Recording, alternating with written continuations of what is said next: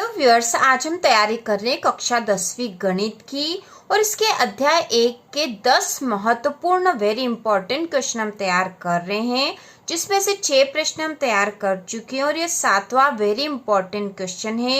ये आपके अध्याय 1 के प्रश्नावली 1.1 का उदाहरण वाला प्रश्न है।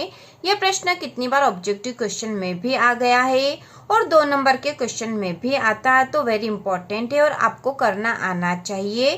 तो यहाँ प्रश्न है 96 और 404 का HCF ज्ञात कीजिए और फिर LCM ज्ञात कीजिए। तो इस तरह का प्रश्न है, इसको हल करेंगे। तो सबसे पहले हम 96 और 404 का HCF ज्ञात कर लेते हैं और इसे हम अभाज्य गुणनखंड विधि से निकालेंगे।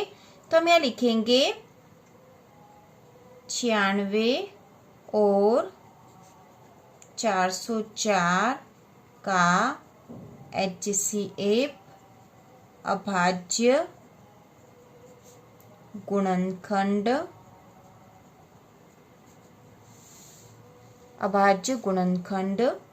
विधि से निकालने पर। ठीक है, यदि आप यह नहीं भी लिखते हो तो उससे कोई फर्क नहीं पड़ेगा, आप सीधे ही HCF निकाल सकते हो। तो 96 और 404 का HCF निकालने के लिए 96 में हम भाग लगा के देख लेते हैं हर संख्या का। इस तरह से हम अभाज्य गुणनखंड निकालते हैं, जैसा कि हमने पहले भी निकाला था। तो सबसे पहले इसमें 2 का भाग लगाएंगे, तो 2 चौक 8, 96 में 2 का भाग जाएगा तो 2 चौक 8, 1 बचेगा और 2 अट्ठी 16 हो जाएगा। ठीक है, 6 उतरेगा ऊपर से तो ये 16 हो जाएगा, तो 2 अट्ठी 16। तो यहाँ पे आ गया 48। अब फिर से इसमें 2 का ही भाग चला जाएगा, क्योंकि आखिरी में 8 है तो 2 का चला जाएगा यहाँ। तो 2 का पहाड़ा 2 बार बोलेंगे तो 2 दूना 4। अब 2 का पहाड़ा 4 बार बोला तो 2 चौक 8 हो गए हैं। ठीक है, अब वापस से इसमें 2 का भाग चला जाएगा, 2 एकम 2 और 2 दूना 4। अब यहाँ 12 आ गए, इसमें वापस से 2 का भाग चला जाएगा, 2 छंग 12। 6 इसमें भी 2 का भाग चला जाएगा, 2 तिया 6। अब 3 बचा है तो यहाँ पे 3 का ही भाग जाएगा, 3 एकम 3। ठीक है, तो अब इस प्रकार से 96 के अभाज्य गुणनखंड आ गए और हम यहाँ लिख भी लेंगे 96 बराबर 1 2 3 4 5 बार 2 आया है तो 2 गुणा 2 गुणा 2 गुणा 2 गुणा 2। तो ये हमने 5 बार 2 लिख दिया और फिर गुणा 3, क्योंकि एक 3 है यहाँ पर। और इसको इस प्रकार से भी लिख सकते थे कि 2 की घात 5 गुणा 3। ठीक है, इसको यदि इसे हम घातांक में 2 को लिख सकते थे, 2 की घात 5 गुणा 3। इसके बाद हम 404 का जो अभाज्य गुणनखंड निकाल लेंगे। तो 404 यहाँ पे आखिरी में 4 है तो 2 का भाग चला जाएगा, 2 दूना 4, फिर 0, फिर 2 दूना 4। अब 202 आ गया, अब इसमें भी 2 का भाग चला जाएगा, 2 एकम 2, 0, 2 एकम 2। अभी जो 101 आ गए हैं, तो 101 जो है एक ऐसी संख्या है जिसमें केवल 101 का ही भाग जाता है, इसके अलावा और किसी संख्या का भाग नहीं जाता है। तो हम इसमें सीधा 101 का ही भाग लगाएंगे तो 1 आ जाएगा यहाँ पर। अब 404 के अभाज्य गुणनखंड यहाँ लिख लेंगे, तो हम यहाँ लिख लेंगे 404 बराबर, तो यहाँ पे 2 आया था 2 बार। ठीक है, 2 गुणा 2 और गुणा 101 आ जाएगा, तो हम यहाँ लिख लेंगे 2 गुणा 2 गुणा 101, या फिर इसको कैसे लिख सकते हैं, 2 की घात 2 गुणा 101। ठीक है, तो इस प्रकार से हमने लिख लिया इसको। अब हम इसका HCF निकाल लेते हैं। तो HCF बराबर, ठीक है, HCF वह संख्या होती है जो दोनों में ही, वे संख्या जो दोनों में ही कॉमन हो उसको यहाँ लिख देंगे, तो वह उससे हम HCF निकाल लेंगे। जैसे यहाँ पे 2 है और यहाँ पे भी है तो 1 2 आ जाएगा। ठीक है, इसके बाद यहाँ पे 2 और यहाँ पे फिर 1 और 2 है तो 2 और ये 2 भी हम लिख देंगे। अब यहाँ पर 2 है लेकिन अब यहाँ 2 नहीं है और केवल 101 बचा है, 101 यहाँ नहीं है तो कोई संख्या नहीं लिखेंगे अब। ठीक है, वही संख्या लिखेंगे जो दोनों में कॉमन हो, वही उसका HCF होता है। तो दोनों में कॉमन केवल 2 और 2 थे तो हमने लिख दिए हैं 2 गुणा 2। अब 2 गुणा 2 बराबर हो गया 4, तो HCF बराबर 4। ठीक है, HCF हमने निकाल लिया यहाँ पर 4। अब हमसे यहाँ प्रश्न में कहा गया है, ठीक है, प्रश्न में कहा गया है कि 96 और 404 का HCF ज्ञात कीजिए और फिर LCM ज्ञात कीजिए। तो अब हमें LCM ज्ञात करना, तो हम सूत्र से भी निकाल सकते हैं इसको। ठीक है, सूत्र से भी निकाल सकते हैं। और ऐसे भी निकाल सकते हैं। तो हम पहले सूत्र से निकाल लेंगे, जिसमें का एक प्रश्न हम पहले कर चुके हैं इंपॉर्टेंट क्वेश्चन में। तो यहाँ पे हम लिखेंगे HCF गुणा LCM बराबर एक संख्या गुणा दूसरी संख्या,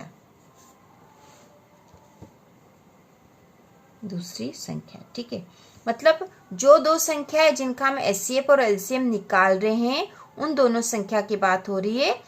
एक संख्या गुणा दूसरी संख्या, या फिर इसको पहली संख्या गुणा दूसरी संख्या भी लिख सकते थे, उससे कोई फर्क नहीं पड़ेगा। HCF गुणा LCM बराबर होगा एक संख्या गुणा दूसरी संख्या। ये वो दो संख्या है जिनका HCF और LCM निकाला गया है। तो HCF तो हमने निकाल लिया, 4 आया है, तो यहाँ लिख दिया 4 गुणा LCM निकालना हमें बराबर एक संख्या गुणा दूसरी संख्या। तो हमें संख्या दे रखी है, इसमें पहली संख्या थी 96 और दूसरी संख्या है 404, ठीक है, 96 और 404। तो इसको और हल कर लेंगे। अब यहाँ पे 4 गुणा में है, तो इसको 4 को उस तरफ ले जाएंगे तो नीचे बटे में आ जाएगा। तो यहाँ हो जाएगा LCM बराबर 96 गुणा 404 बटा 4। ये 4 गुणा में था, नीचे भाग में चला गया है। अब यहाँ पे हम 4 से 404 को आसानी से काट सकते हैं। तो 4 एकम 4 ये हो गया, और यहाँ 4 एकम 4 0 और 4 एकम 4। तो यहाँ पे हो जाएगा LCM बराबर 96 गुणा 101। तो ये गुणा कर देंगे तो हमारा जो है LCM आ जाएगा। तो ये गुणा हम यहीं करके देख लेते हैं, ठीक है। आप अपने रफ पेज पे कर लेना। तो 96 गुणा 101 करेंगे, 1 का गुणा 6 में करा तो 6, 1 का गुणा 9 में करा तो 9। इसके बाद ये 0 का, तो यहाँ एक क्रॉस लग जाएगा और ये 0 0 हो गया। फिर 1 का गुणा करेंगे तो फिर क्रॉस और एक और क्रॉस, फिर वापस से हमें 1 का गुणा 6 में करा तो 6, 1 का गुणा 9 में करा तो 9। अब यहाँ हो गए टोटल 6, ये 9, ये 6 और ये, तो 9696, ठीक है, 9696 आ गए हैं। तो यहाँ LCM बराबर 9696, ठीक है। तो ये LCM निकल गया और ये हमें ज्ञात करना था, ठीक है। तो हमने HCF निकाल लिया और LCM भी निकाल लिया है। तो इसका आंसर हम लिख देंगे यहाँ पर, ठीक है। आंसर बराबर HCF बराबर 4, LCM बराबर 9696। तो इस प्रकार से आप आंसर लिख सकते हो HCF और LCM। अब ये भी समझ लो, LCM निकालने का एक तरीका तो यह है कि यदि हमें HCF पता हो और दोनों संख्याएं पता हो तो हम LCM निकाल सकते हैं। इसी प्रकार यदि हमें LCM पता और दोनों संख्याएं पता हो तो हम HCF निकाल सकते हैं। और इसी प्रकार से कोई सी भी 3 चीजें हमें पता हो तो हम चौथी चीज निकाल सकते हैं। यदि हमें कोई एक संख्या पता हो और HCF और LCM पता हो तो हम दूसरी संख्या भी पता कर सकते हैं। मतलब कोई सी भी 3 संख्या यदि हमें पता होगी तो चौथी क्या होगी हम निकाल सकते हैं इस सूत्र के द्वारा। HCF गुणा LCM बराबर होता है एक संख्या गुणा दूसरी संख्या। अब यहाँ पर हमने LCM इस सूत्र से निकाला था, लेकिन हम इस अभाज्य गुणनखंड से भी LCM निकाल सकते थे। तो देख लो ये कैसे निकालेंगे। ये HCF हमने निकाल लिया। अब यदि हमें LCM निकालना होता तो हम क्या करते, ठीक है, ये भी देख लेते हम। तो यदि LCM निकालना होता, LCM निकालने के लिए सबसे पहले देखते हैं कि अभाज्य गुणनखंड में जो संख्या कॉमन है उसका सबसे बड़ा घातांक वाली जो है, सबसे बड़ा जो घातांक है वही लेंगे, और बाकी जो संख्या उनके भी सबसे बड़े घातांक ही लेंगे, चाहे वो दोनों ही संख्या में हो जिनका अभाज्य गुणनखंड निकाला हो, उनमें भी हो तो सबसे बड़ा जो घातांक वाली संख्या वही लेंगे और बाकी को छोड़ देंगे। अब यहाँ जैसे आप समझ लो, यहाँ 2 था और यहाँ पे भी 2 था, तो यहाँ 2 का घातांक 5 आया, ठीक है। इसको हमने यहाँ पे इसीलिए लिखा था कि हम LCM भी आसानी से निकाल सकते हैं। तो 96 के अभाज्य गुणनखंड हुए थे 2 की घात 5 गुणा 3। उसी प्रकार 404 के अभाज्य गुणनखंड में यहाँ पे हमने निकाल लिया था कि 2 की घात 2 गुणा 101। तो 2 की घात यहाँ पे भी और 2 की घात यहाँ पे भी, लेकिन सबसे बड़ा घातांक कौन सा है? 2 की घात 5 बड़ा है, 2 की घात 2 तो छोटा है, तो हम 2 की घात 5 को लेंगे, ठीक है। 2 की घात 5 को लेंगे यहाँ पर, तो ये हो गया 2 की घात 5 गुणा अब इसके अलावा कौन सी संख्या, तो इसके अलावा 3 है, तो 3 का घात 1 मतलब 3 ही है, इसमें 3 नहीं है तो यहाँ 3 आएगा। उसके बाद गुणा, फिर यहाँ पे 101 है, यहाँ नहीं, तो 101 का सबसे बड़ा घातांक 101 ही है, ठीक है, तो हमने 101 भी लिख दिया। अब इसका एलसीएम निकालेंगे। एलसीएम बराबर 2 की घात 5 को हम विस्तृत करके फिर इसको हल कर लेंगे, तो 2 की घात 5 मतलब 2 का 2 में 5 बार गुणा, तो ये हमने लिख दिया है। उसके बाद गुणा 3 और गुणा 101 लिख देंगे। अब यहाँ पे इसका गुणा कर ले, तो 2 दूना 4, 4 दूना 8, 8 दूनी 16, 16 दूना 32, ठीक है, 32 गुणा 3 गुणा 101 आया है। अब 32 का 3 में गुणा करेंगे तो 3 दूना 6 और 3 93, 96 गुणा 101 आ गया।